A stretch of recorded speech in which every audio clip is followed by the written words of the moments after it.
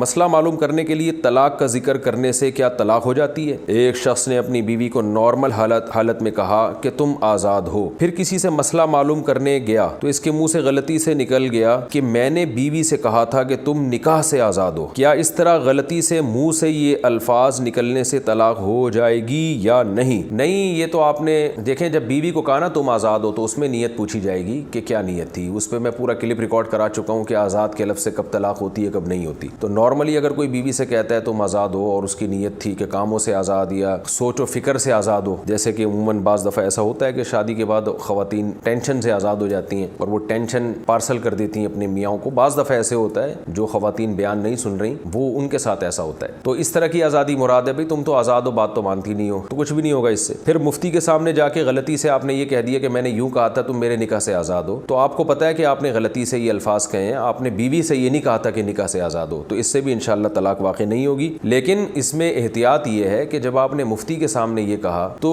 کہ میں نے اپنی بیوی سے یہ کہا تھا کہ تم میرے نکاح سے آزاد ہو، حالانکہ آپ نے بیوی سے ایسا کہا نہیں تھا، تو بیوی سے پھر اس کا تذکرہ نہ کریں، اس کو یہ نہیں بتائیں کہ میں نے تمہیں یہ کہا تھا کہ تم نکاح سے آزاد ہو۔ تو جو ہے نا یعنی اس بات کو بار بار بلا وجہ لوگوں کے سامنے ریپیٹ نہ کریں، کیونکہ پھر یہ سمجھا جائے گا کہ بھائی ہو سکتا ہے آپ نے یہی کہا ہو کہ تم میرے نکاح سے آزاد ہو، اب آپ غلط بیانی سے کام لے رہے ہیں، تو یہ خام خواہ لوگوں کے دل میں ایک شک اور وہم پیدا ہو جائے گا۔ تو ایک دفعہ مفتی کے سامنے غلط بیانی کر دی آپ نے اور پھر اس کو صحیح درست بیان دے دیں، بھائی مفتی صاحب میں نے یہ جو کہا تھا کہ میں نے یوں کہا ہے کہ تم میرے نکاح سے آزاد ہو، تو یوں نہیں کہا تھا، میں نے صرف یہ کہا تھا کہ تم آزاد ہو۔ تو اس کو بار بار ریپیٹ نہ کریں، ورنہ اس سے شک اور وہم پیدا ہوگا کہ یار ایسا تو نہیں کہ بندہ نے بولا یہی ہو کہ نکاح سے آزاد ہو اور اب بعد میں اپنا بیان تبدیل کر رہا ہے۔ تو یہ وہم لوگوں کو، شک لوگوں کو بھی، بیوی کو بھی ہو سکتا ہے، تو کیونکہ وہم میں آ کے نا لوگ پھر اسی غلطی کو بار بار ہر ایک کے سامنے ریپیٹ کر رہے ہوتے ہیں، اور پھر آدمی کو اس کی مثال ایسے ہے